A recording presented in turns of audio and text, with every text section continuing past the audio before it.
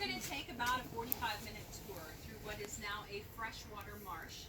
This area off on your left-hand side comprises about 125 acres, bounded by a man-made levee which wraps around on three sides. Now on the opposite side of the levee is the Ashley River, and that's what you see flowing behind me. The Ashley River starts upstream, which is this direction, past Somerville, in a swamp. And that's what gives it that dark coloration. The tannins leach into the water from the trees and make it that dark brown color. All of the rivers in the area pretty much have that dark color. Now the fresh water flows past us and on down this direction about another 12 miles as the fish swims, not as the bird flies. You'll come to Charleston Harbor, and onto the Atlantic Ocean. So this is a brackish tidal river because twice a day we have tides pushing in. And so feel free to do so. There are life jackets underneath your seats. I have extra ones for you guys, so don't worry. And again, if you see an alligator or something interesting and I haven't pointed it out, just wave, get my attention so I can slow the boat down and everyone can have a look. Okay? Any questions before we head out? All right, then I will cast us off. We'll be on our way. Are you guys on the tour? Yeah. Oh, okay. We will not be backing out. Okay, no worries. We won't make you swim. I'm just going to pull up, and if you guys can hop on the front. Watch your step. Because we have these little PVC pipes that sometimes rub along the edges, and I don't want to peel off any parts you might want to keep for later. Once we're clear of the dock, you're welcome to stick your hands out of the boat. Alligators are always looking for a handout. Yeah, I just had to see who was paying attention. Okay. So as we cruise through here, we're going to see alligators, various types of birds. Up in front of us on the right-hand side is a little better view of that water trunk that I mentioned before. As we cruise up here, you'll notice that the center board has holes in it. Now sometimes, back in the old days when they were letting water in, they would actually station a slave to stand up on top of that levee and use a long pole in order to open and close the water gates. They would let the water come in at high tide, but they didn't want to bring it in on a very turbulent day. If you had a lot of wind or ocean or water traffic, boats going up and down, that would not be a good day for irrigating because it would churn the water up. These days we just leave it propped open, so we have water coming in at high tide, and now you can see it's actually falling into the box and going out at low tide. This is a replica of a water trunk. It's made out of treated lumber and steel. Back in the old days they made them out of cypress wood. Now off on your left-hand side is an interesting bird, kind of a dark-colored bird. The territory was back where the boats were, so they're pretty close in size, but I think Big Al is a little bit bigger. But Clevis got a lucky strike on him. When the alligators fight for territory, it's like no holds, you know. Everything goes. Great blue heron going to be over here on our right-hand side. Now all the herons and egrets that live here in South Carolina can be found on the plantation. Most of them are also breeding here on the plantation, so they're here all year round. The great blue herons will have a big sloppy nest in the trees over in the swamp in the springtime. Swamps, of course, have trees. We don't have any trees out here in the marsh except for around the perimeter. You'll notice how much color is on a great blue heron. They're not even really blue, especially if you compare them to the little blue heron. They're more of a gray color, but I don't know. For some reason, they didn't name them the great gray heron. Probably would have been a little more appropriate. The adults have a bright white spot right up on the top of their head. And those hair-like feathers on their breast are used to help clean their bill. They catch things like fish, frogs, snakes, so they end up with a lot of yucky stuff on their bill sometimes, but they could use those hair-like feathers, just like dental floss, to kind of clean off their bill, and then when it dries in the wind, it just flakes away. A built-in bib. Now as we cruise up a little bit further forward, you'll see some dark colored birds with a bright red bill. Those are known as gallinule or common moorhens. Another one of our little moorhens up in front of us. They used to call those swamp chickens too, the little moorhens. I guess they do taste like chicken. They used to be on the dinner table quite frequently, but nowadays we don't eat them so much. Now coming around this corner, I just love this view. Look at those beautiful trees in front of us. They're all changing color. You've got the water reflecting. That's just such a pretty view.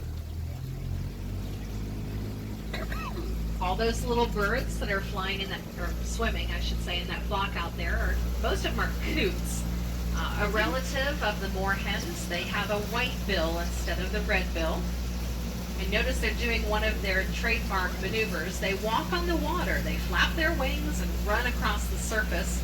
Usual crops that you can grow either wet or dry. They were growing it dry in a field like wheat up in Virginia as early as 1650. But down here in the low country, it made sense to grow it in the wet or Asian method. That method allowed the water to drown out many of the weeds and keep away the insect pests that were such a problem in rice. It also took advantage of many of the low-lying, swampy, marshy areas. This section here is probably no more than 15 feet where they've dredged it. But out in the shallow part over on our left, it's about 1.5 to 2 feet. Now this little cluster of birds on your left are the double-crested cormorants. Very similar to the Uninga, a little more skittish, but you'll notice they have more rounded heads, a hook on the end of their bill, and little thicker bodies. Plus they don't submerge entirely. They kind of look almost duck-like the way they float up on the surface. So they don't have that same snake-like appearance that you see in the Uninga. Our cormorants leave for the summer. They don't like it when it gets so hot down here, so they'll leave, but they just came back. They're here for the winter, and we'll see a lot of those around. They catch an amazing amount of fish. Up to 20 fish an hour has been recorded. Whoop, I just saw one jumping out of the water. It was one of our mullet. Did a little backflip out of the water. So the fishermen around here don't like the cormorants because they eat too many of their bait fish. Now when this was a rice field, all the rice fields in the area were planted much like you would see a wheat field, in long rows placed about 15 inches apart. The rice was planted, and then as it started to grow, they would add more water. As the rice got taller and taller, more water was added. But several times during the growing season, they did have to drain the field in order to hoe down through those rows. It was not so much because of the weeds, but because you needed to aerate the soil and get some oxygen going to the roots of the plants. Now as we go back here in this little corner, you can keep your eyes peeled for some more of our snowy egrets. There'll probably be some off on your left-hand side.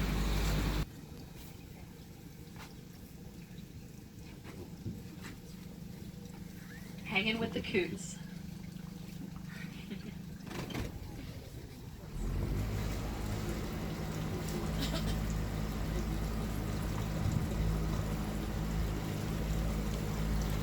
Little red-winged blackbird just popped out of there. We have a lot of red-winged blackbirds here during the winter time. Here's a couple little gallinule. Aren't they plump little hen-looking things? That's why I used to call them swamp hens. There's the coot, slightly larger cousin of them. More coots in front of us. Now sometimes people ask me, well, what about the slaves who worked in the field? How did they not get eaten by alligators? Good question. Part of the process of growing rice in the springtime was to drain the field and dry it out, burning off any of the residual growth from the previous year. So obviously that had a deterrent effect on the alligators. Also during the growing season when they would drain the field, they could hunt for the alligators. Alligators were good food, and so they were hunted for their skin and their meat. But the slaves did have to worry about snakes because we have a lot of snakes here, 5 types of venomous snake in fact, and the water moccasin was probably their biggest fear. Lots of water moccasins in the water and around the water when they were working in the rice fields. In addition to the water moccasin, we have two types of rattlesnake that live here. One copperhead and a coral snake that occasionally will swim up the river from the ocean, but it's more of an ocean-bound venomous snake. So all of those venomous snakes are present here. We have dozens of non-venomous snakes though, so even if you see a snake, don't assume it's a bad one. Just if you see a dark-bodied snake with a white mouth and it's open and it's coming towards you, don't stick around for a selfie. That's going to be the cottonmouth water moccasin, and they are one of the most aggressive snakes that you'll encounter. Most snakes swim away from you or move away from you when you get close, but water moccasins have been known to come after you. More coots off here on the right, and another double-crested cormorant parked on the ramp in front of us. He's probably going to hop in the water as soon as we get up there. They're a little more skittish because they haven't been around all summer and not used to the boats yet. He takes a little while to get off too. Now, to give you just a little bit of history about the plantation, this plantation was founded back in 1670. The Drayton family originally immigrated from England down to Barbados, where they were successful sugar plantation owners. And when their children grew up, they wanted to have their own homes and plantations. But there wasn't any place to go because Barbados is an island and it was all full of sugar plantations by then. So the Drayton family heir came here to the newly formed Charleston colony. And this is where he met his future bride, the daughter of Stephen Fox. Now, Stephen Fox was one of the 8 Lords Proprietor. They were the men tasked by King Charles II with making this a successful colony. And they were giving out land to families to come here and start plantations. So on the wedding of the Drayton heir and Stephen Fox's daughter, he gifted them 2,000 acres. And that's what became Magnolia Plantation. It was initially 2,000 acres, narrow, with the 500 acres that we have today, right here by the river, and then stretching back away from the river.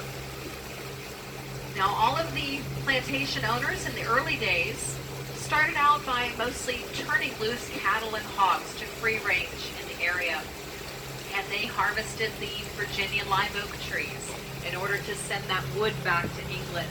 It was very much valued for shipbuilding purposes because of its density and its ability to float, to resist all sorts of rot and insects.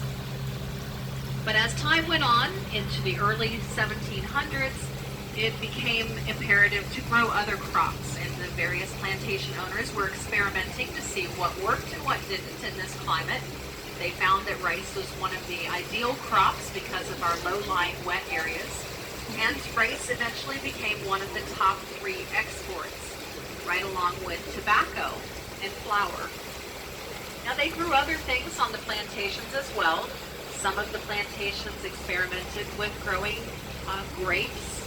One of the plantations grew magnolia trees in the hopes of eventually having enough that they could raise silkworms and make silk for export. Olives and oranges. Indigo was eventually a pretty good sized crop in the area. Lots of things grow down here because of our mild winters and plentiful sun, but good amount of rain that comes through.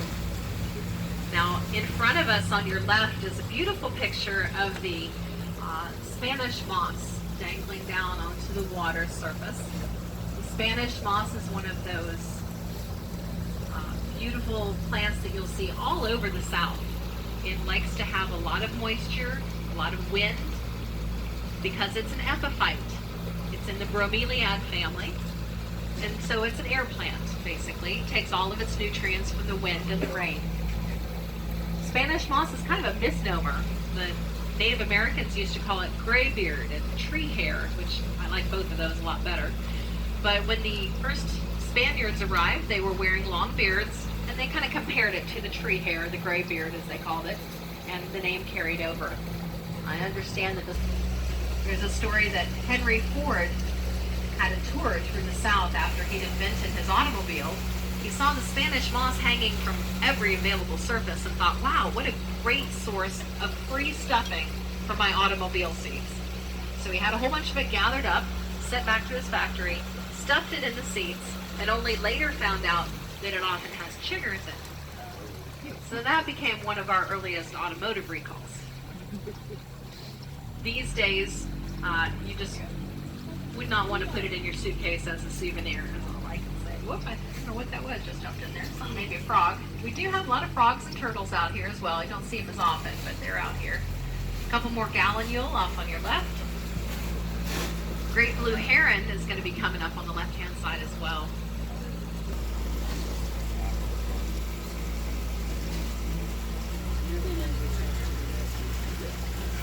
Another great blue heron up on the left along the edge of the water.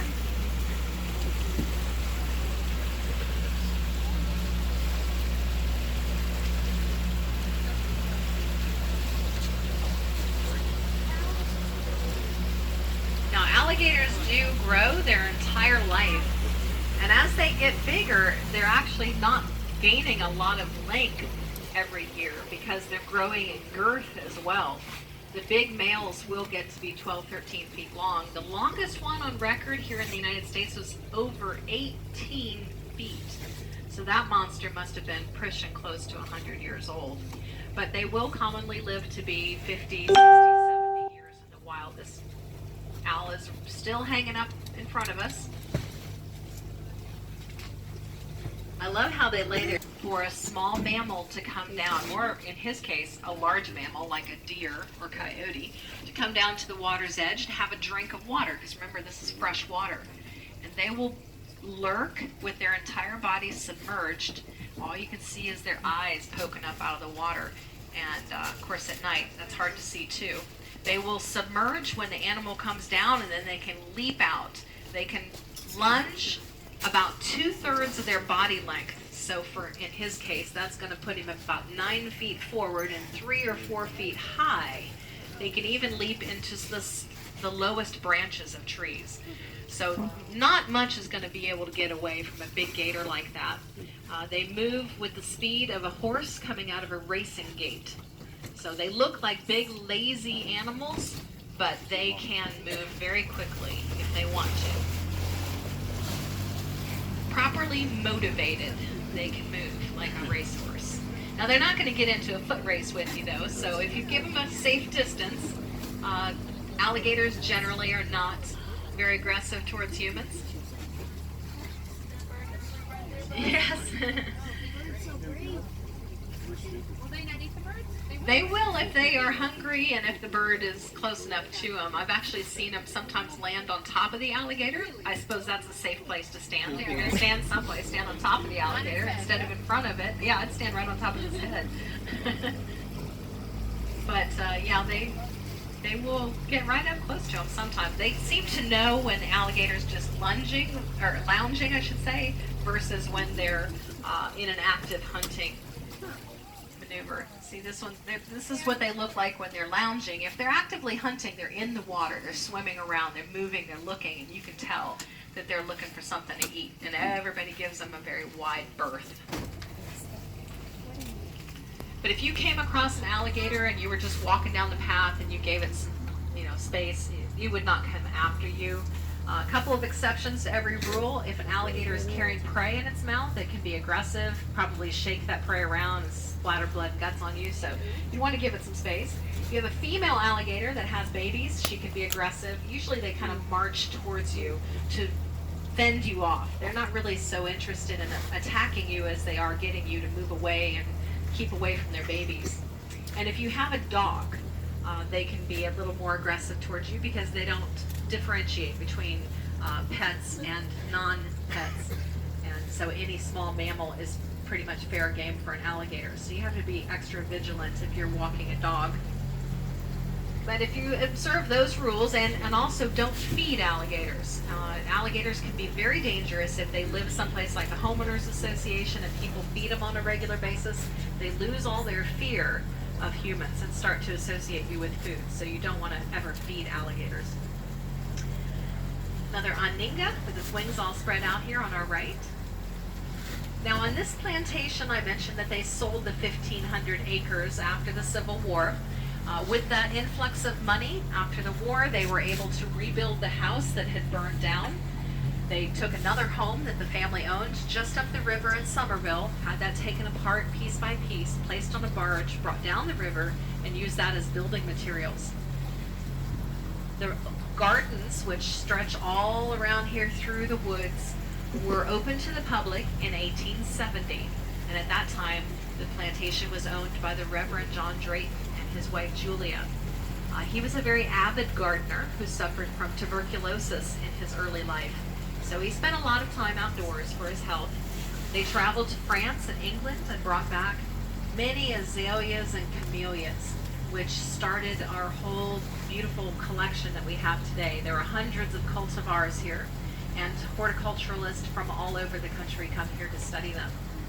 I think that might have been, nope, that was turkey vulture. I thought we had a bald eagle maybe up in the tree. Sometimes there's a bald eagle that sits up in the top of the bald cypress tree that's kind of right where the sun is shining, so it's hard to look that direction. But if you're ever walking around out here and you look up into that tree, you might see one. The paths are all throughout the right-hand side here. If you go up from where the boats are, turn to your right, and you'll find some nice little ponds.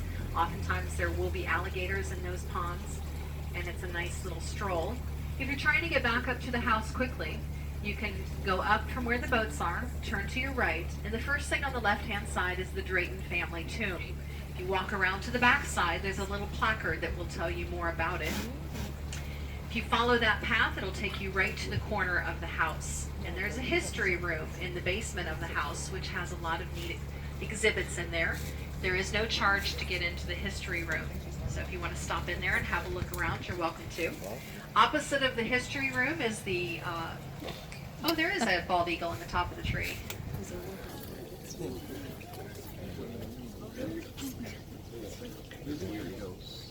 Now be sure and check out the Audubon Swamp if you get a chance. It is down the exit road on the left-hand side, and you can go just a little beyond there and park. There's a separate parking area and restroom down there. If you haven't visited the Peacock Cafe or the petting zoo is right behind the Peacock Cafe. They pick up for the nature train and the Slavery to Freedom tours on the same road out in front of the Peacock Cafe. Another one of our little gallinule. And keep in mind that your general admission ticket is good for an entire week, so you can hang on to your receipt, and if you're going to be here in Charleston for a little while, come back and see us. Lots of things to see, lots of things to do. Maybe grab another tour since you've done the best of them all. You've done the boat tour. I guess you can try some of the others now. Oh, look, we have a cattail island inhabiting our parking spot. That's always fun. Those things do float, as I mentioned. I once came back and had one almost the same size as the boat in my parking spot. We had to get ramming speed going to get past it. Might have to do ramming speed here again, too. So I thank you for joining me. I'm glad we got to see some cool birds and critters today.